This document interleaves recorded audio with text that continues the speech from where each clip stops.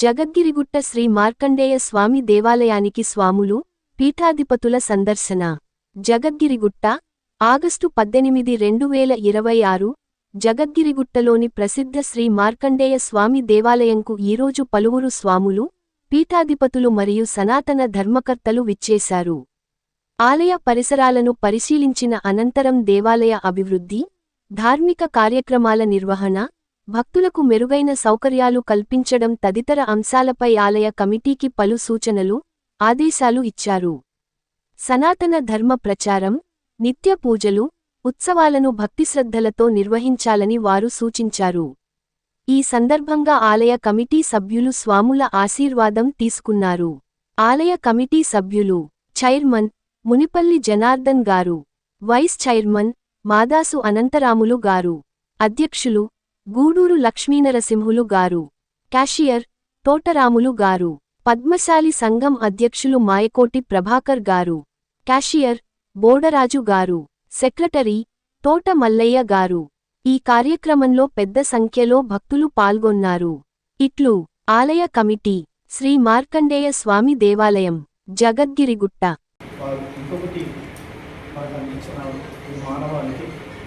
ఎన్నో కష్టాలలో ఉన్న జనులు వారు బాగుపడడానికి, కష్ట నష్టాల నుండి ఉద్రింపబడడానికి, శత్రువుల నుండి రక్షణ పొందడానికి చండీ పారాయణము అనేది భక్త మార్కండేయుల వారు రచించి మన మానవాళికి ఇచ్చినారు.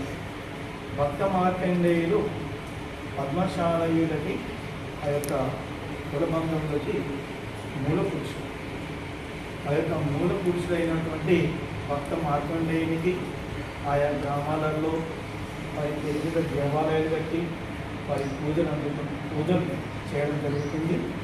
ఇక పద్మశాలయుల యొక్క బంధువులకు తెలియని విషయం కాదు. కానీ స్వామీజీలుగా వారి కర్తవ్యం ఈ ప్రపంచానికి జ్ఞానాన్ని ప్రసాదించాలి, వారి యొక్క కర్తవ్యాన్ని మేము తెలియపరచాలి.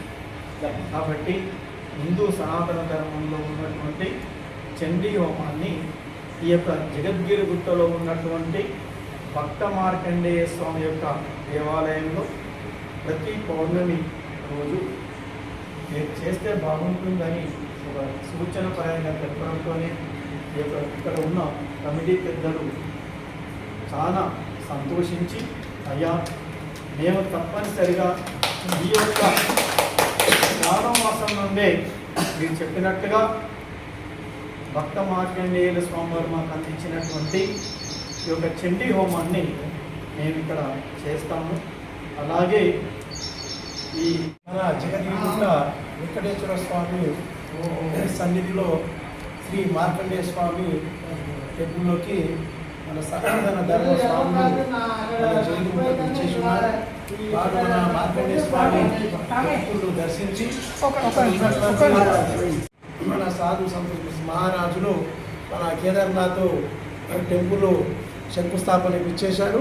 ఆ శంకుస్థాపన వెంకటేశ్వర స్వామి టెంపుల్ పక్కనే ఉన్నటువంటి మార్కండేయ స్వామి టెంపుల్ను దర్శించి ఇక్కడ ఉన్నటువంటి పూజలు, పురస్కారాలు, ఇక్కడ ఉన్నటువంటి పరిస్థితులన్నీ కూడా పరిశీలించి కార్యక్రమం కానీ, ఇక్కడ హోమాలు కానీ, అభిషేకాలు కానీ ఏ రకంగా జరగాలి, ఏ రకంగా నిర్వహించాలి, ఇక్కడ ఉన్నటువంటి మార్కండేయ స్వామి ఏదైతే తపస్సు చేశాడో ఆ తపస్సులో ఉన్నటువంటి జ్ఞానోదయానికి ఇక్కడ ఉన్నటువంటి ప్రజలందరూ కూడా, భక్తులందరికీ కూడా మీరు పంచాలంటే అనేక పూజలు, పురస్కారాలు పద్ధతిగా పాటించాలని సూచనలు చేశారు.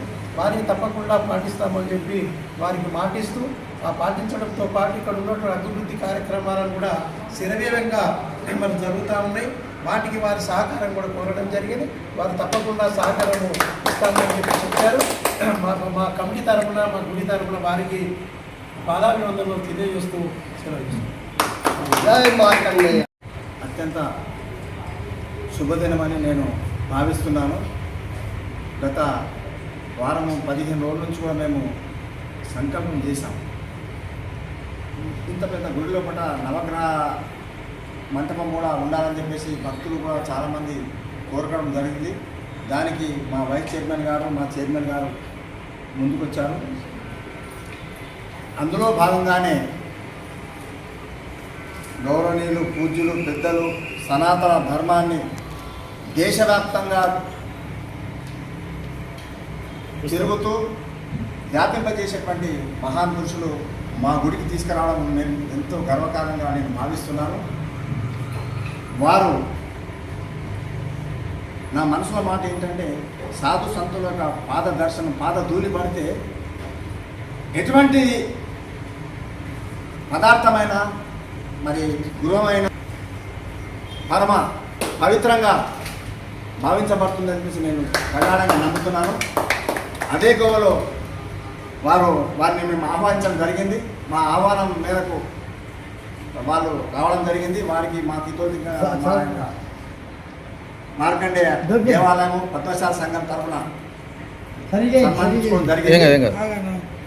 ఈ దేవాలయ పరిసర ప్రాంతాలను వారు చక్కగా సునిశ్చితంగా పరిశీలన చేసి ఈరోజు వర్ణదేవుడు రావడం వల్ల కొంచెం మేము అనుకున్న కార్యం సఫలం అయినప్పటికీ మళ్ళీ మేము ఒక రోజు వస్తాము. ఈ నవగ్రహ మంటపానికి శంకుస్థాపన కూడా చేస్తాము. మీరందరూ కూడా ఇదే ఐక్యమత్యంతో ఉంటూ మన సనాతన ధర్మాన్ని ముందుకు తీసుకెళ్లాల్సిందిగా వారు మమ్మల్ని ఆజ్ఞాపించారు. అంతేకాకుండా ప్రతి సోమవారం ప్రతి నెలకు కనీసం నెలకోసారైనా చండీ హోమము చేయించి మీరు పునీతులు కండి అని చెప్పేసి మాకు సాధు సంతులు మాకు మునిస్వామి గారుగా ఆదేశం ఇవ్వడం జరిగింది. దీన్ని మేము దృష్టిలో పెట్టుకొని ఎంత వీలైతే అంత తొందరగా మేము ఈ మహాచండీ యాగాన్ని కూడా అందరి సమక్షంలో అందరికీ సంక్షేమం గురించి, అందరి సుఖ సంతానం కోవడం గురించి చేయడం జరుగుతుంది. కాబట్టి మేము తొందరగానే నేను ఈ యొక్క కమిటీ మేమందరం కూడా పూనుకోవడం జరిగింది. వాళ్ళు ఇచ్చినటువంటి ఆదేశాలను మేము తప్పకుండా శిరసా వహిస్తామని చెప్పేసి మనస్ఫూర్తిగా మరొకసారి సభాముఖంగా పత్రికాముఖంగా మేము తెలియజేస్తూ, జై మార్కండే మహారాజుకి, జై సనాతన ధర్మానికి, జై సాధు సంతు మహారాజుకి.